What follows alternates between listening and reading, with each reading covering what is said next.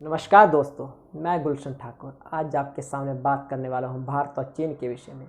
जी हां, 15-16 जून को भारत और चीन में एक झड़प हुई, खूनी झड़प, उसी के बारे में बात करेंगे। बात इसकी भी करेंगे कि भारत और चीन के पास क्या क्या उपकरण अवेलेबल है युद्ध की दृष्टि से। बात इसकी भी करेंगे कि इसकी शुरुआत कब से हुई, 15-16 जून को जो झड़प हुई उसकी नींव कब से रखी जा चुकी थी, बात उसकी करेंगे। बात उसकी भी करेंगे जो सॉल्यूशन निकला है अब।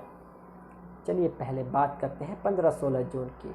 15-16 जून को ऐसा क्या हुआ, आपको भी पता है कि 15-16 जून को भारत ने 20 जवानों को खो दिया।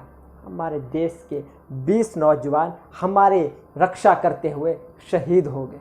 जी हाँ दोस्तों, 20 माओं ने अपने पुत्रों को खो दिया, वीरांगनाओं के पति शहीद हो गए, बच्चों से उनके पिता छिन गए। सिर्फ कह देने से कि हम उन जवानों के परिवारों के साथ खड़े हैं कुछ नहीं होगा। हमें उन जवानों के परिवारों के साथ कंधे से कंधा मिलाकर चलना होगा। जी हाँ दोस्तों, सिर्फ कह देने से कुछ नहीं होगा। हमें हर वो कदम उठाना होगा जो हमारे भारत देश के लिए, भारत देश के हित में होगा। हमें चाइनीज़ चीज़ों का कुछ हद तक बहिष्कार भी करना होगा। हमें स्वदेशी को भी अपनाना होगा। जी हाँ दोस्तों, हमें आत्मनिर्भर बनना होगा। जी बिल्कुल, मैं सही कह रहा हूँ दोस्तों, क्योंकि हम चीन पर डिपेंडेंट हो चुके हैं, जिसका फ़ायदा चीन ले रहा है। हमारे घर में 70 से 80% चीज़ें चीन की है। हमें उनका बहिष्कार करना होगा, लेकिन हम उनका बहिष्कार भी एक साथ नहीं कर सकते दोस्तों। हमें धीरे धीरे सब कुछ करना होगा। हमें धीरे धीरे अपने भारत देश को इतना सक्षम बनाना होगा कि हमें किसी दूसरे देश की ज़रूरत ना पड़े, हमें किसी दूसरे देश पर डिपेंडेंट ना रहना पड़े। जी हाँ दोस्तों, 15-16 जून को जो भीषण संग्राम हुआ भारत और चीन के बीच में, इसकी शुरुआत कब से हुई? वैसे तो इसकी शुरुआत 15-16 जून से हुई, लेकिन अप्रैल के 3rd वीक से ही चाइना बॉर्डर पर कुछ हलचल देखी गई थी। सूत्रों की माने तो भारतीय सेना को इस बात का पता लग चुका था, और ऐसा नहीं है कि भारत के जवानों ने इसके बदले में कुछ नहीं किया। जी नहीं दोस्तों, ऐसा बिल्कुल नहीं है। जितने ट्रूप्स चाइना ने अपने बॉर्डर के उस साइड स्थापित किए, उतने ही ट्रूप्स भारतीय सेना ने भी स्थापित किए। हमारे भारतीय वीर जवानों ने उनका मुंहतोड़ जवाब देने के लिए अपनी तैयारी कर ली थी, अपनी कमर कस ली थी। जी हाँ दोस्तों, लेकिन इसकी शुरुआत अप्रैल के 3rd वीक से भी नहीं हुई। इसकी शुरुआत विशेषज्ञों की माने तो काफ़ी पहले से हुई। इसकी शुरुआत हुई जब अनुच्छेद 370 हटा। इसकी शुरुआत तब हुई जब 2018-19 में हमारी भारतीय सरकार ने BRO को 3812 किलोमीटर रोड बनाने का प्रोजेक्ट दिया। इसकी शुरुआत तब से हुई। इसकी शुरुआत तब से हुई, उस दिन से हुई, ऐसा विशेषज्ञों का मानना है, ऐसा जानकारों का मानना है। वैसे तो 3418 किलोमीटर रोड बनाने का काम BRO ने, यानी बॉर्डर रोड ऑर्गेनाइजेशन ने मैक्सिमम कंप्लीट कर दिया है। चाइना को शायद इसी बात का बुरा लगा, लेकिन भारतीय सैनिकों ने, भारतीय जवानों ने इस रोड बनाने के प्रोजेक्ट को अच्छी तरह से समाप्त किया। मैक्सिमम इसके प्रोजेक्ट कंप्लीट हो चुके हैं। जी हाँ दोस्तों, इसकी शुरुआत शायद तब से हुई। ऐसा नहीं है कि भारत और चीन पहली बार आमने सामने है, बिल्कुल नहीं। भारत और चीन इससे पहले भी कई बार आमने सामने आ चुके हैं। भारतीय सैनिकों ने चीन का बराबर हर बार मुंहतोड़ जवाब दिया है। बात करेंगे 1962 की, बात करेंगे 1965 की, बात करेंगे 1975 की।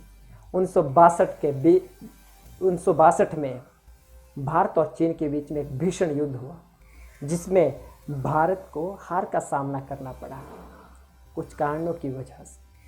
उसके बाद भी भारत और चीन के बीच में कई झड़पें हुई।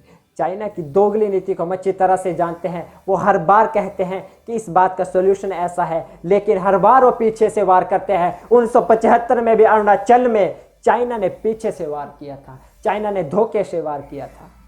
जी हाँ दोस्तों, चाइना की किसी भी नीति पर हम विश्वास नहीं कर सकते। वैसे तो चाइना और भारत के बीच में जो सॉल्यूशन निकला है उसके बारे में बात करते हैं।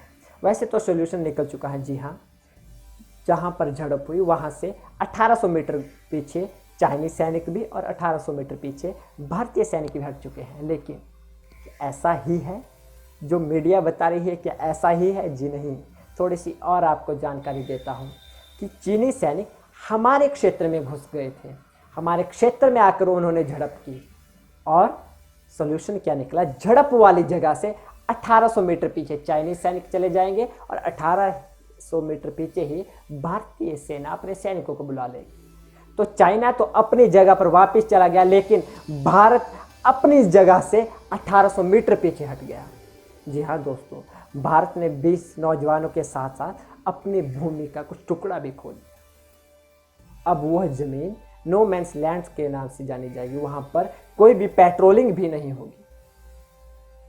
चाइना बहुत दोगली नीति का है दोस्तों, हम सभी अच्छी तरह से जानते हैं। हमें पता है कि चाइना की कथनी और करनी पर बहुत अंतर है। हमें पता है कि हम चाइना पर विश्वास कभी नहीं कर सकते। जी हाँ दोस्तों, चलिए बात करते हैं दोस्तों भारत और चीन के बीच में क्या क्या डिफरेंसेस है। अगर कभी बात युद्ध स्तर पर पहुंची तो भारत के पास क्या क्या है और चाइना के पास क्या क्या है। जी हाँ दोस्तों, दुनिया की सबसे बड़ी आर्मी चाइना के पास है, दुनिया की दूसरे नंबर की सबसे बड़ी आर्मी भारत के पास है। मानो अगर युद्ध हुआ तो दो सबसे बड़ी सेनाएं आमने सामने होंगी। जी हाँ दोस्तों, भारतीय सेना और चाइना सेना का कुछ कंपैरिजन करते हैं।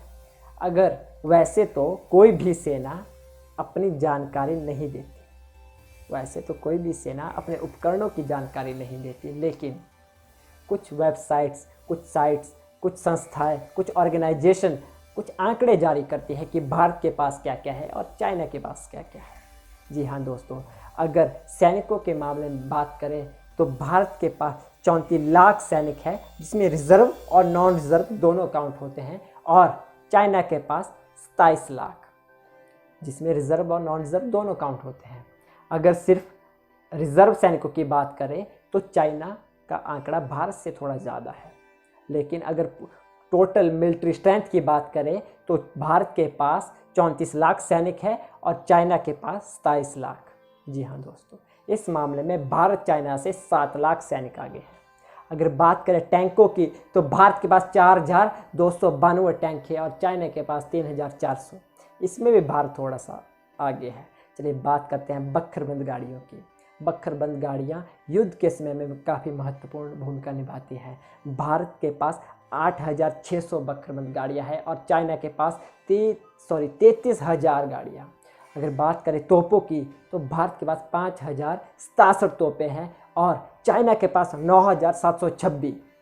अगर बात करें सेल्फ प्रोपेल्ड आर्टिलरी की तो भारत के पास 290 है और चाइना के पास 1710। अगर बात करें रॉकेट आर्टिलरी की तो भारत के पास 266 है और चाइना के पास 2650।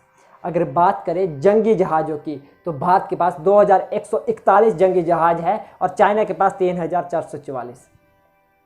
मेरा मकसद आपको डराना नहीं था दोस्तों, मेरा मकसद चाइना को बड़ा दिखाना भी नहीं है दोस्तों। मेरा मकसद है कि अगर युद्ध स्तर पर कभी बात आए तो हमें पूरी जानकारी हो कि हमारे देश के पास क्या है और दुश्मन देश के पास क्या है। जी हाँ दोस्तों, लेकिन कोई भी जंग हथियारों से नहीं लड़ी जाती, जंग लड़ी जाती है पराक्रम से, जंग लड़ी जाती है जुनून से, जंग लड़ी जाती है तजुर्बे से, जिसके लिए भारतीय सेना का लोहा पूरी दुनिया मानती है। अगर बात करें तजुर्बे की तो चाइना ने अपना अंतिम युद्ध 1980 में वियतनाम वॉर लड़ा था, लगभग आज से 40 साल पहले। लेकिन इस दरमियान भारत ने कई युद्ध लड़े और जीते भी, जिसमें से 1999 में करगिल युद्ध बहुत महत्वपूर्ण था, बहुत बड़ा युद्ध था। अगर एक रिपोर्ट की माने तो द्वितीय विश्व युद्ध के बाद सबसे ज़्यादा उपकरणों का इस्तेमाल जिस युद्ध में हुआ वो करगिल युद्ध ही था। जी हाँ दोस्तों, भारत ने करगिल में जीत हासिल की थी 1999 में। तो एक्सपीरियंस में हम चाइना से कहीं जाकर आगे हैं। चाइना भी इस बात को जानता है, चाइना भी भारतीय सेना के नौजवानों के पराक्रम से अच्छी तरह वाकिफ़ है। जी हाँ दोस्तों, इसी के साथ मैं आपसे कुछ चीज़ें और शेयर करना चाहता हूँ। युद्ध किसी भी बात का परमानेंट सोल्यूशन नहीं है। बातचीत से हर मसले को हल किया जाता है, लेकिन अगर कोई हमारे भारतीय सेना की तरफ उंगली उठाए, अगर कोई भारतीय सैनिकों की तरफ आंख उठाकर देखे, तो हमारा फर्ज बनता है कि उनकी आंखें निकाल ले। हमारा फर्ज बनता है अगर कोई दुश्मन देश हमारे तरफ 2 कदम बढ़े, तो हमारा फर्ज बनता है कि हम 4 कदम आगे बढ़कर उनको पीछे धकेल दें। यही हमारी ड्यूटी है। युद्ध सॉल्यूशन नहीं है, लेकिन किसी से दबना भी सॉल्यूशन नहीं है। मैं भारत सरकार से बस एक विनती करना चाहता हूँ कि हर बात को, हर मसले को बातचीत से सॉल्व करने की कोशिश करें।